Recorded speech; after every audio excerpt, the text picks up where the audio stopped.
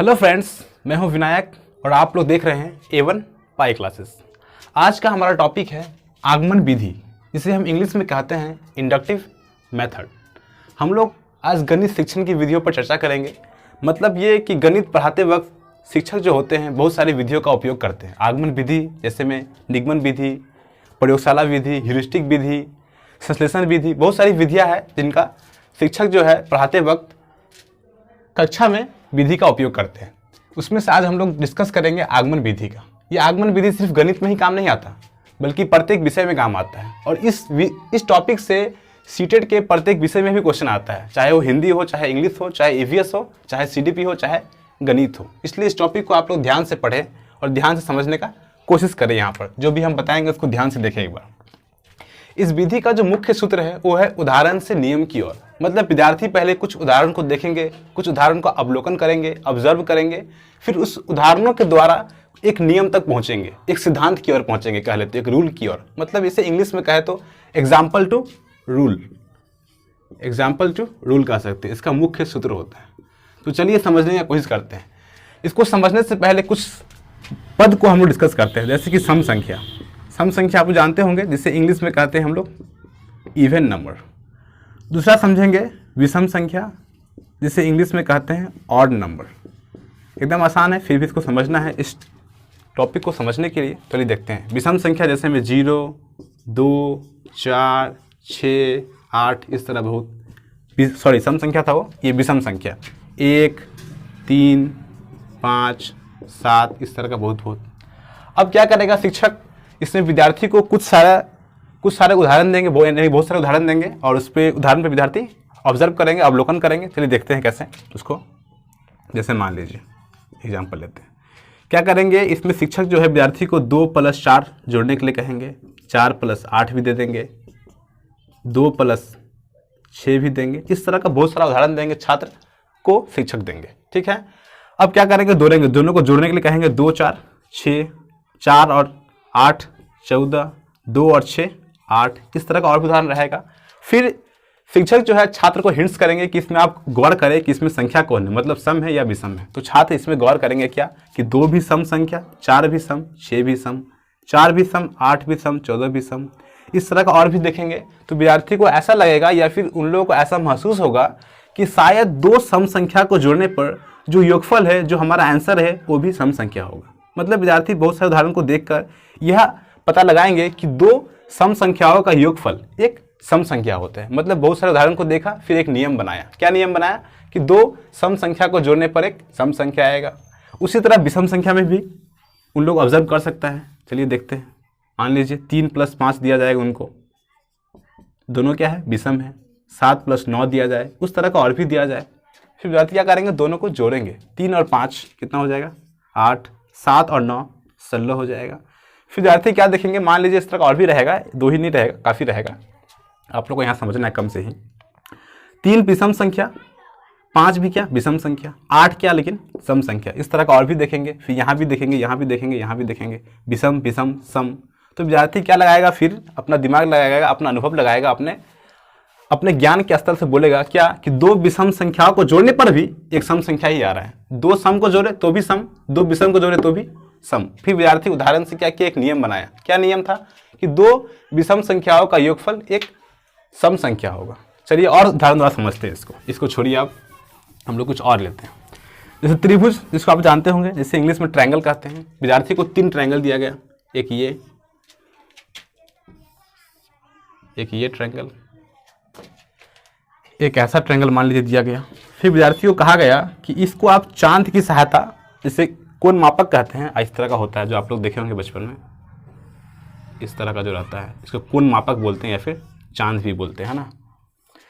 विद्यार्थी को कहा जाएगा कि इस तीनों त्रिभुजों का आप कोण मापें। तो विद्यार्थी क्या करेगा, तीनों त्रिभुज का कोण मापेगा। यहाँ देखेगा क्या 90 आया, यहाँ भी मान लीजिए कुछ आएगा 30 आएगा, यहाँ मान लीजिए 60 आएगा, एक में 60, इसमें मान लीजिए 50 आया, इसमें मान लीजिए 70 आया।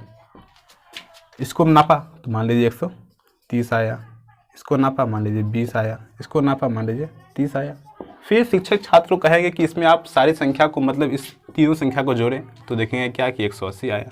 इस तीनों को जोड़े फिर भी क्या 180, इस तीनों को जोड़ेंगे फिर भी क्या पाएंगे, वो 180 ही पाएंगे। फिर छात्र यहाँ अपना अनुभव लगाएगा, क्या अपना दिमाग लगाएगा, इसको देखकर गौर करेगा कि शायद त्रिभुज के तीनों कोणों को जोड़ने पर 180 डिग्री होता है। यहाँ भी देखेगा 180, यहाँ भी देखेगा 180। फिर विद्यार्थी क्या किया, उदाहरण के द्वारा एक नियम बनाया। क्या नियम बनाया कि त्रिभुज के तीनों कोणों का योगफल 180 डिग्री होता है। इसलिए इसका मुख्य सूत्र क्या है, उदाहरण से नियम की ओर, यानी कि एग्जाम्पल टू रूल, ये आगमन विधि के अंतर्गत आता है। इस विधि में कुछ और भी सूत्र है जिनका प्रयोग इसमें किया जाता है। चलिए डिस्कस करते हैं। तो चलिए दोस्तों देखते हैं हम लोग कि आगमन विधि के अंतर्गत कौन से 3 सूत्र हैं जिनका उपयोग किया जाता है। पहला क्या है, ज्ञात से अज्ञात की ओर बढ़ना, मतलब इस विधि में हम लोग ज्ञात से अज्ञात की ओर बढ़ते हैं। दूसरा है विशिष्ट से सामान्य की ओर। तीसरा है स्थूल से सूक्ष्म की ओर। चलिए प्रत्येक को समझते हैं। पहला क्या है, ज्ञात। अभी हम लोगों ने पढ़ा कि 2 4 को जोड़े तो क्या आया, 6 आया। मतलब ये कि 2 सम संख्या को जोड़े तो एक सम संख्या। ये दोनों सम संख्या जो है ज्ञात है, ये भी सम संख्या ज्ञात, ये भी सम संख्या ज्ञात, ये भी सम संख्या ज्ञात था। और ज्ञात से हम क्या नियम बनाए कि 2 सम संख्या को जोड़े तो क्या आएगा, एक सम संख्या आएगा। अब वो 2 सम संख्या कुछ भी हो सकता है, या तो 4 भी हो सकता है, 6 भी हो सकता है, या फिर 8 भी हो सकता है, 10 भी हो सकता है। मतलब पहले ज्ञात से कुछ ज्ञात संख्याओं को देखे, फिर उनसे कुछ निष्कर्ष पर पहुंचे, और उस निष्कर्ष से हम एक अज्ञात की ओर एक नियम बनाए। इसलिए हम लोग क्या कहते हैं इस नियम में कि 3 सूत्र है। और पहला सूत्र क्या है, ज्ञात से अज्ञात की ओर। दूसरा क्या है, विशिष्ट से सामान्य की ओर। विशिष्ट माने विशेष। हम लोग को यहाँ पे क्या है, विशेष संख्या है। 2 एक विशेष संख्या है, 4 क्या एक विशेष संख्या है, 6 भी क्या एक विशेष संख्या है। तो हम लोग इस आगमन विधि में विशेष से सामान्य की ओर पहुंच रहे हैं। मतलब पहले विशेष संख्या पर हम लोग जांच पड़ताल करते हैं, फिर जांच पड़ताल के बाद एक सामान्य नियम बना देते हैं। फिर स्थूल से सूक्ष्म की ओर। सूक्ष्म का अर्थ होता है छोटा, और इसका ही जस्ट विपरीत है स्थूल। तो कभी भी हम लोग जब इस नियम को, जब इस विधि को पढ़ते हैं तो क्या करते हैं, सिर्फ एक एग्जाम्पल नहीं लेते हैं, बल्कि कई सारे एग्जाम्पल लेते हैं।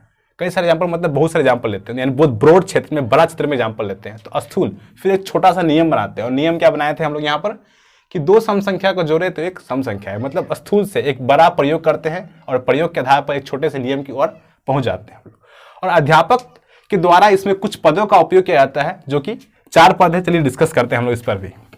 उदाहरणों का प्रस्तुतिकरण। पहले क्या करेंगे, अगर शिक्षक इस विधि द्वारा छात्र को पढ़ाएंगे तो पहले उदाहरण देंगे, बहुत सारा उदाहरण देंगे। विद्यार्थी उदाहरण को देखेंगे, ऑब्जर्व करेंगे, निरीक्षण करेंगे उसका। देखिए लिखा भी हुआ। दूसरा कार्य क्या है, निरीक्षण कार्य करना। उदाहरण देने के बाद शिक्षक छात्र को बोलेगा कि उसमें आप निरीक्षण करें, ऑब्जर्व करें, अवलोकन करें।